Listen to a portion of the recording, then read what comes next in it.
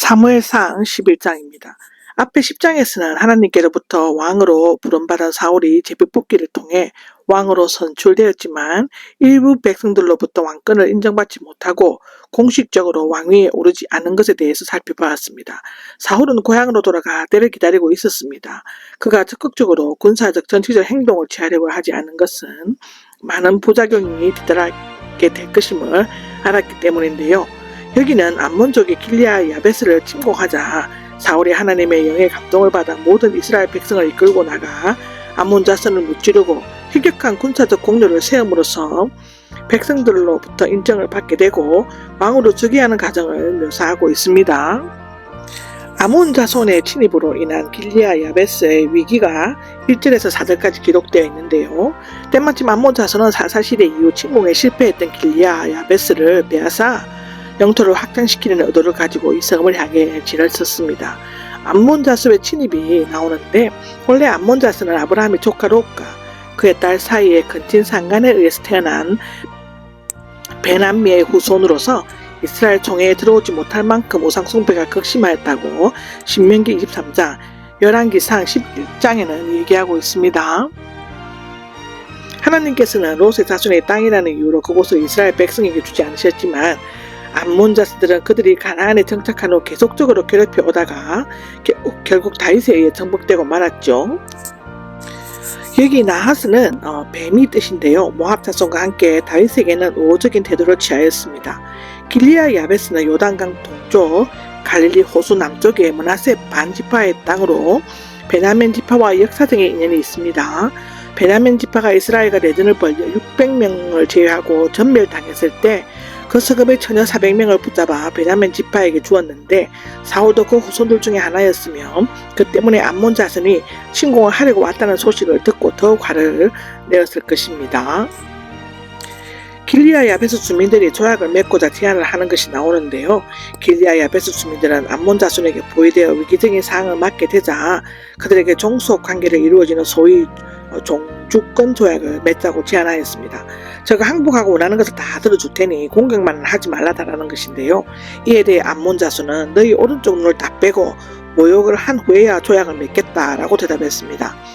전투할 때 용사들의 왼쪽 눈을 방패에 가렸기 때문에 오른쪽 눈을 못 보게 되면 전투를 할 수 없게 되는 것이죠.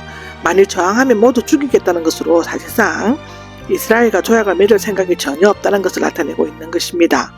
이번 암몬 자손의 침략의 영토 확장이라는 목적 외에도 새 왕이 선출했다는 소식에 두려움을 느꼈고 또 이곳에서 사사 입다에게 패배한 것을 보복하기 위함이었을 것으로 나타내고 있습니다. 7일 동안의 유예 기간을 요청한 것인데요. 길리아 야베스 주민들이 암몬 자손에게 피곤할 정도로 낮은 태도를 취하는 것은 그만큼 당시 암몬 자손의 세력이 강했음을 입증하는 것이죠. 이에 야베스 장로들은 7일 동안 시간적 여유를 주며 구원자를 찾아보고 없으면 당신에게 나아가겠다라고 3절에 말했죠.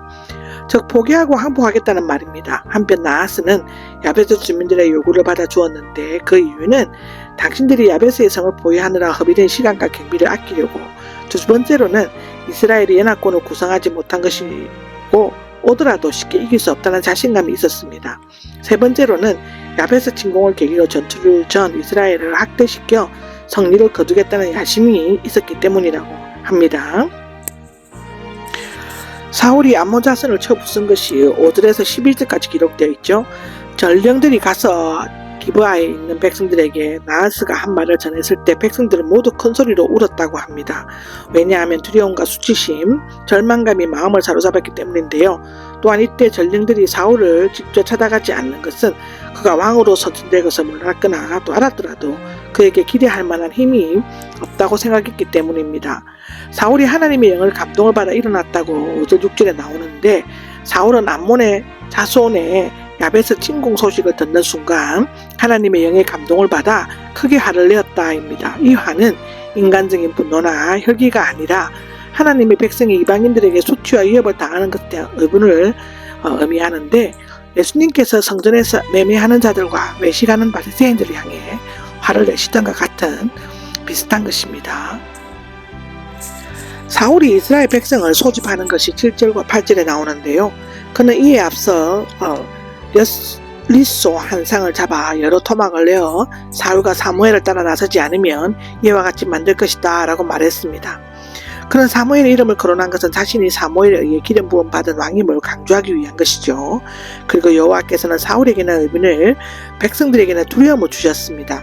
모인 백성의 수를 세어보니 이스라엘 자손이 30만 명, 유다 사람이 3만 명이었는데요. 당시 20세 이상의 남자 수는 60만 1130명이었다고 하고요. 그 기록은 민수기 26장 51절에 나옵니다. 아마도 나머지 백성들은 블레셋의 침입에 맞서고 있을 것이라고 기록되어져 있습니다. 암몬 자손을 쳐부순 것이 9절에서 11절까지 나오는데요. 이스라엘은 새벽에 기습작전을 펴서 두 사람이 함께 남아있지 않을 정도로 완전히 암몬 자손을 무찔렀다고 합니다. 그 후에도 암몬 자손은 계속 사울에게 패배하였고 다윗 시대에 다시 모습을 드러내고 있다가 이 싸움에서 하나님께서는 미천하고 겸손한 사울을 들어 교만한 나하스를 겪게 하셨죠. 비록 이스라엘 백성이 범죄하고 또 불신앙적으로 왕을 요구했지만 그들을 끝까지 보살펴 주셨다라고 기록되어져 있습니다. 사울이 왕으로 즉위한 것이 12절에서 15절에 기록되어 있죠. 암몬 자손이 침략한 행동 뒤에는 이 사건을 통해 사울의 왕권을 강화시키려는 하나님의 놀라운 섭리가 있었습니다. 사실상 이 무렵 이스라엘에는 막강한 암몬 자손의 군사력을 막아낼 힘이 없었습니다. 야베스가 무너지며 요단 동편의 지파는 큰 손상을 입게 되고 더 나아가 이스라엘 전체에도 큰 위협이 될 수밖에 없는 것이죠. 이러한 결정적인 승리 후에 사울은 백성들의 전폭적인 지지를 받으면서 명실상부한 이스라엘의 왕으로 즉위를 하였습니다. 그러나 사울은 이를 적극적으로 만류하고 백성들의 화합을 도모하려고 하였습니다.